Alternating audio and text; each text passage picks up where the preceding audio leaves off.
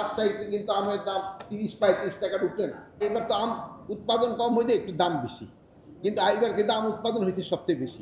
কৃষকরা যেসব জিজ্ঞেস করে সে বলবো ভাই আম তো এবার গতবারের চেয়ে বেশি হয়েছে। আর যেসব বিক্রি করতেছে যেসব সে বলবো না এবার আম কম হয়েছে তার এই জন্য দাম বেশি। এই যে এখানে আমাদের এখানে দেখতেছেন একটা আমের দাম চাইতেছিল এই ১০০ টাকা, আমি যেটা বললাম এটা ৮০ টাকার উপরে বিক্রি করতে পারবো না। আপনি দেখেন রাজশাহীতে কিন্তু আমের দাম ৩০-৩৫ টাকার উপরে না। ট্রান্সপোর্ট কস্ট আছে, তার সব মিলেও যদি দেখেন এত কিন্তু হওয়ার কথা না।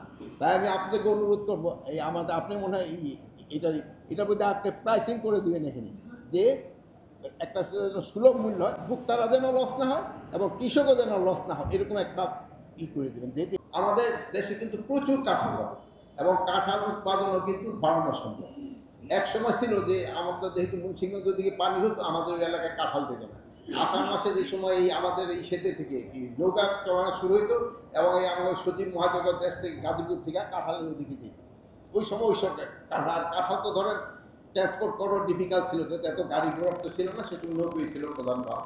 কিন্তু এখন কিন্তু কাঁঠালটা সব জায়গায় হয়।